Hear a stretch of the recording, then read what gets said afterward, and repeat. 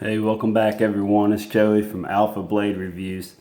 There's a knife on the YouTube that I don't think has enough airtime, so I'm gonna go over this knife really quick and let's do some technical specs on it. This is the Knives of Alaska Bush Camp. Okay, so I'm gonna put it out like this first. Here it is in its sheath, very nice sheath. I use Snow Seal on it, very good product. I was recommended by a fellow viewer in the comments for this, and I've used it on all my leather sheaths now, and it's pretty nice. You can use it on shoes and all that. I'd never even heard of it. It's like $7 and something on eBay. For those of you that don't know, it's just like a beeswax. But anyway, all right, I can get that out of the way. I put a lanyard on this one because I like to, on my larger knives, I like to have that. This one I've used somewhat, but not on an animal. Let's put it that way. There are no scratches. Anything that you see picking up is just oil, because I keep D2 oiled. This is a D2 blade.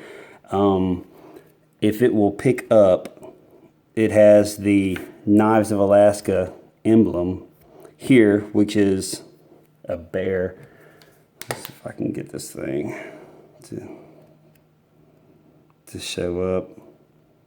Anyway, there, that's about the best way to do it. That's about the best it's going to show. And then we go along the blade. I love this blade shape. Holding it like this, choked up, perfect for your finger. Like overconfident Nut and Fancy says, you know, I think it needs jimping too. It couldn't hurt anything. He did it himself. That's fine. I mean, so he got a head start on YouTube when it first started. He's popular. Yeah, that's cool. I've looked at a lot of his videos. I don't mean nothing by saying he's overconfident. But anyway, this right here, there's your Alaskan Bush Camp knife, D2 tool steel, made in USA on that side. These are kind of a rubbery, you know what? It isn't like the Kraton from Cold Steel. This feels identical to, I mean, when you really grip it, it feels identical to the Feltnevens. The Feltnevens, I had a F1. It was too small for my hand, and I got rid of it. I just didn't like it. I'm sure I'd like the S1, whatever, but this isn't about Feltneven.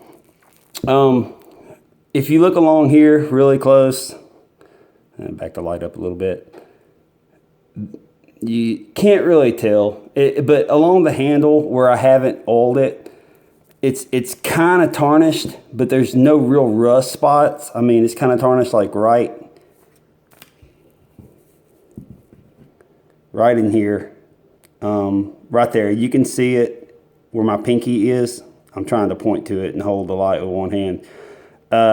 It's tarnished around there. I haven't oiled. I'm not going to oil the handle. I'm not going to oil the metal. Anyway, so let me put this up. All right, so this knife in length, I'm just going to do it in 2 sections because it's so long. You've got all right, so 5 7/8 inches from the end of this handle to the tip. Cutting edge is going to be just over 5 1/8 inch cutting edge.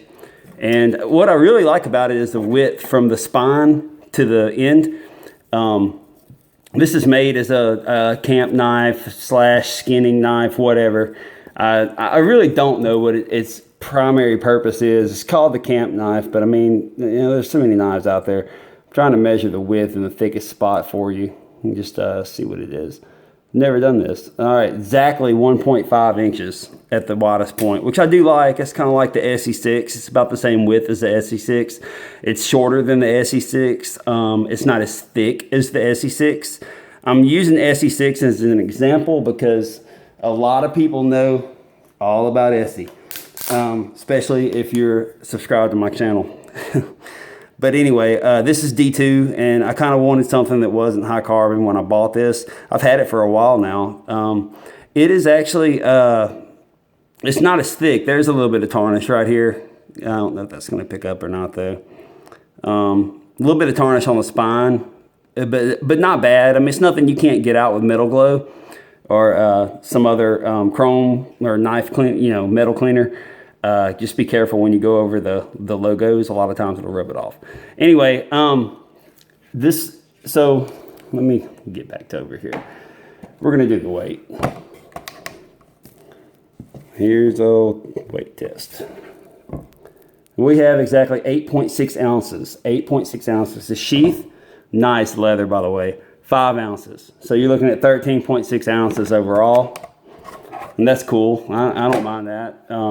The reason I like these this long, I don't use the pinky lanyard. I put my thumb here, and I get the meaty part of my thumb, and I wrap, take it like this, and I wrap it around, and then I have the knife secure. Now, this isn't a fighting grip or anything like that. It's not reverse grip or anything. It's not the way I would hold a knife in a knife fight, but this is the way I like to wrap my hand when I'm using my knives, especially one this size. So I wish the thickness was a little more than what it is. Speaking of thickness, it'd be nice to get that out of the way too. You're looking at 1/8 inch. Surprisingly thinner than I thought it was. 1/8 inch, or let me get this out. 3 millimeters. Now I know for sure. I heard 0.125. I've heard 0.3, whatever. I'm sorry. Anyway, disregard that. Anyway, you're looking at 3 millimeters or 1/8 inch thick. There's nothing wrong with it. I really like it. I can't say a lot about it except the fact that it comes razor sharp.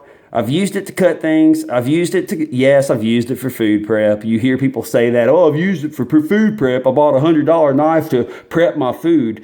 Well, I have so many knives, I haven't really been able to use it for anything else. It's not deer season yet, and it's kind of actually a large knife for me for skinning deer. I can do it, but I have other knives that I'd rather use. But I liked it because of its size, and I just like the way it looks. I love the way it feels. I mean, it's got a really secure grip, and my hands sweat really bad. If you've watched my channel, if you're new to my channel, just to let you know, I wear large size gloves. I have medium to large size hands. This fits my grip just fine. In fact, a little larger hand may actually fit in these finger grooves a little better. Because I notice when I'm holding it, if I'm holding it really tight, that last little bit sticks out. So really, I'm only holding the first 3 finger grooves. But I can hold it. I spread them out a little bit, and I hold it more like this. And then it's really easy to choke up on. You just, be kind of careful if you're doing feather sticks or anything like that, or making a spear or whatever you're going to do with it. I think it would do fine as a bushcraft knife. I think the D2 is strong as hell. But Knives of Alaska, if you don't know about them, they're very well known to heat treat their blades. Awesome heat treatment. They don't chip like normal D2. I know there's a lot of people who don't like D2 because they say it chips. I've gone out and swiped swiped some limbs with it. I brought it out in the woods a couple of times with me, chopped some limbs, and never did anything to the eggs. You can take my word for it or not. I'm sorry, I don't have proof of that. Like I've said a million times in my videos, here in Louisiana, 100% humidity about 90% of the time, and very hot during the summer. Just watch the Weather Channel. And so I don't really enjoy trying to film myself doing things out in the woods. I would probably have a lot more subscribers and all that kind of stuff, and people would take my word more if I showed it. But, you know, I do this for fun, and I do this to inform people if it would be a good buying decision or not. And I like to do that by showing the knife up close and personal. So anyway, there's another little logo right here.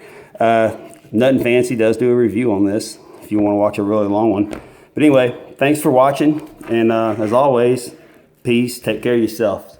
God bless. Bye.